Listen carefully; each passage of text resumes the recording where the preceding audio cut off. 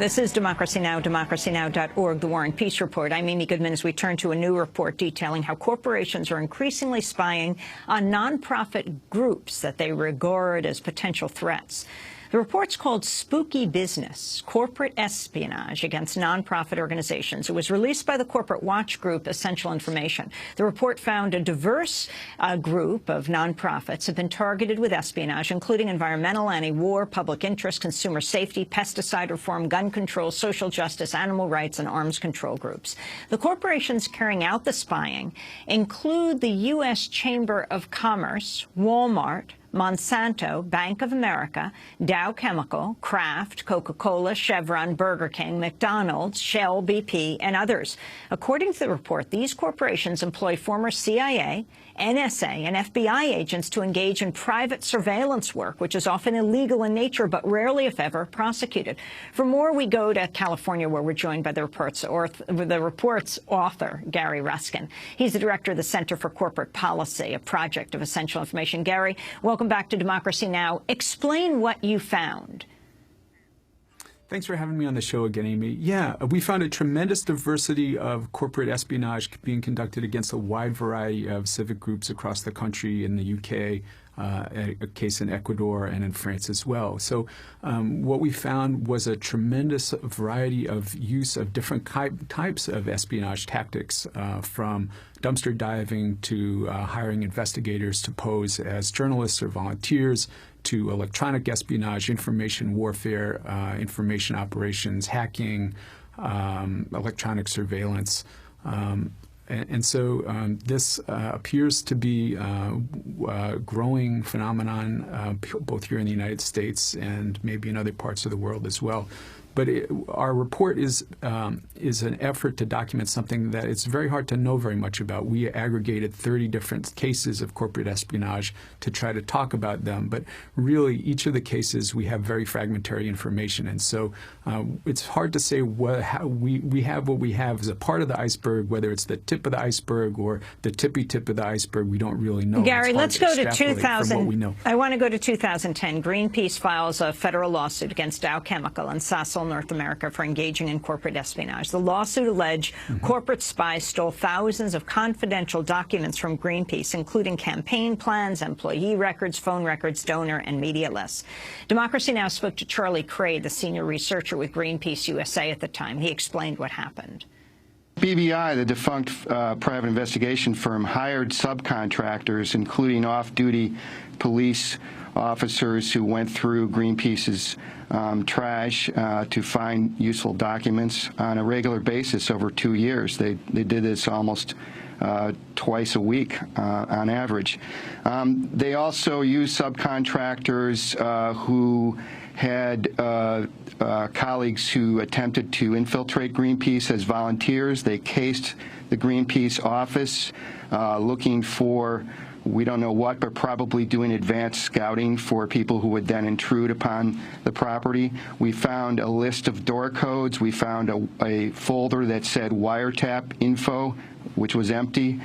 We know this company has subcontracted with a company called NetSafe, which is a company that was made of former NSA officials skilled in computer hacking and things like that.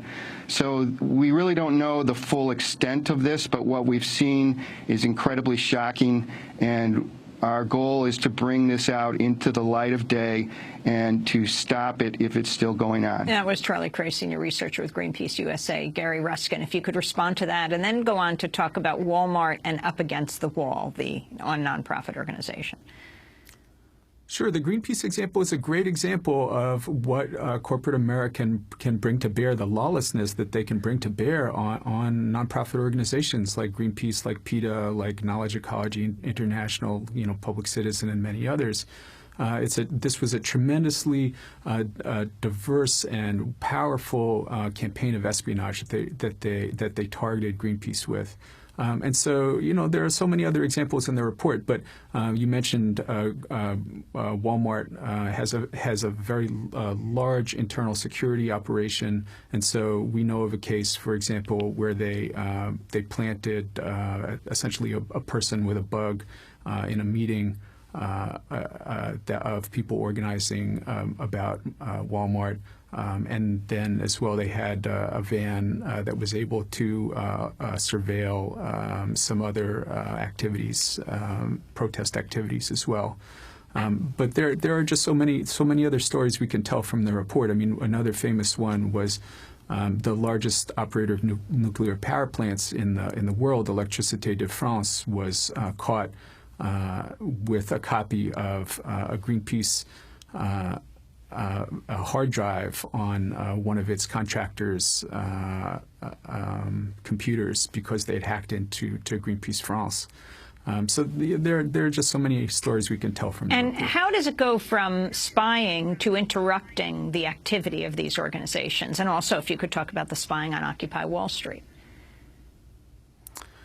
Sure. Well, what we found in some of the cases is there are spies that actually actively participate in an organization. For example, one of the most famous cases was a woman whose real name was Mary Lisa Pone, but went by Mary McFate, and was very active in the gun control movement for quite a long time, and ran for the National Board of Directors of a prominent gun organization, worked a bunch with the Brady campaign and the like, but she was totally a spy.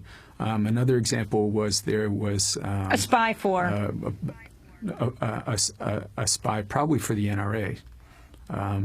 And then there are other kind of pretty well-known examples. Like, for example, there was a former congressman, the late Congressman Henry Hyde, who was also a bank director at a bank. He didn't pay. The bank went belly up, and he was the only bank director who did not pay the settlement for the bank going defunct, and he had a lawyer dispatched a journalist or someone who posed as a journalist to get information from the guy who uncovered so much of this wrongdoing. Well, Gary Ruskin, we're going to continue to cover this issue. We're going to do part 2 of the interview and post online at democracynow.org. Gary Ruskin is director of the Center for Corporate Policy, a project of essential information. We'll link to the report, Spooky Business, Corporate Espionage Against Nonprofit Organizations.